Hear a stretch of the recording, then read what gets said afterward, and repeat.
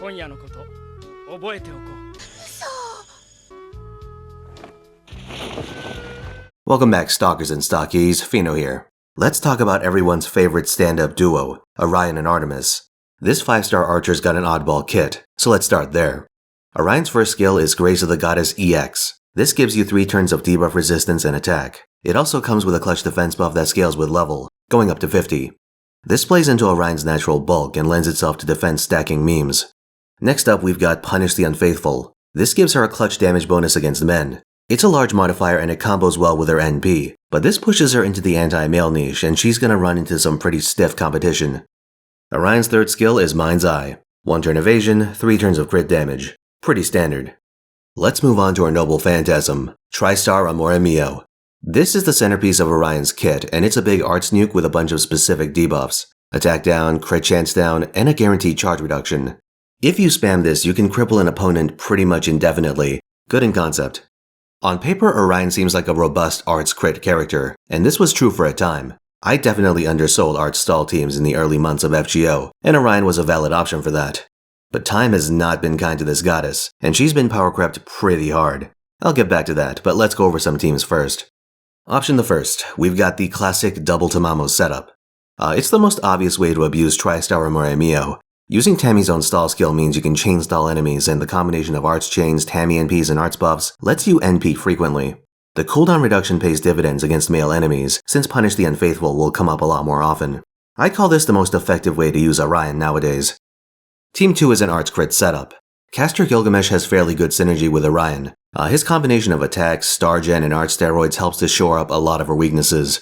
In combination with Anderson or Waver with 2030, you can run a functional crit engine. More crits means more NPs, and more NPs is always a good thing. Another straightforward team. Our final option goes all in on the man-hating. Orion, Uriel, and Thotimus Prime have anti-male abilities, and a degree of synergy with each other.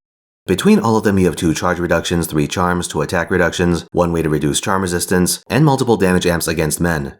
Maeve and Orion also have a funny interaction because the former's attack buff doubles up for male allies. Now you might be thinking, so what? At which point Orion says, my eyes are up here. You see, Orion isn't the lady on screen, but the bear on her head. And the bear has a penis. Well, we don't know if the bear's packing heat, but you know what? I don't want to think about this anymore. The point is Orion gets Maeve's bonus. If this seems like a half-decent team, then you are gravely mistaken. Their kits might synergize, but their decks don't. Each of them brings 2 arts cards, which is absolutely not enough for what you're trying to do. When you have that many hybrids, you're asking for trouble. These girls might know how to party, but when it's time to pay rent, they'll reach into their pockets and pull out 2 busters, 2 quicks, and an arts. Then you're out on the street. So yeah, it's a meme. Don't do it. For craft essences, you can run the arts route with Formal Craft, Another Ending, or Azure Magical Girl. The crit route will lend itself to things like Entumbra and Talk of the Hot Sands, the latter of which is coming relatively soon. Other options include Black Grail to nuke your opponents in a single hit, Prisma Cosmos for teams with unreliable chaining, and Kaleidoscope if you feel like using your NP anytime soon. One very strange option is Holy Shroud of Magdalene. This gives between 25 and 30% defense against males. In combination with Grace of the Goddess, that's 75 or 80% defense. With Mash or Waver, that's pretty much perfect coverage. Between this and Mind's Eye, you'll have 2 separate ways of negating enemy NPs. Maybe something to keep up your sleeve. Alright, it's time for the bad news. I'm of the opinion that Orion is effectively an obsolete servant.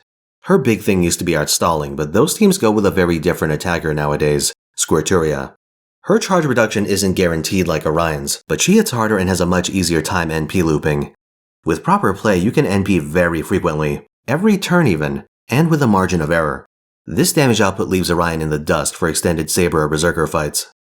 This leaves Orion's other niche, killing men. Unfortunately, Uriel is a thing, and while she has 3-star baggage, she's significantly cheaper than Orion. In both deployment cost and QP requirements, Uriel does Orion's job at a steep discount. And I'll be real with you. In most situations where Uriel operates, she's more than sufficient. She also has her anti-male damage tied to her NP and not a skill.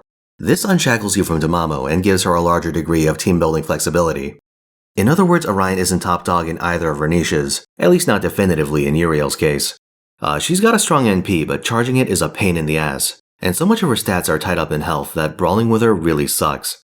Simply put, Orion's outdated, and her banner's atrocious. A raid up on Stheno? Come on! Unless you're hungry for moon dumplings, I'd wait until Squirturia comes back in the summer. That's all I got. If you enjoyed this video, by all means like, sub, and follow me on Twitter. I use it for video and stream announcements, so it's a good way of keeping current. Till next time.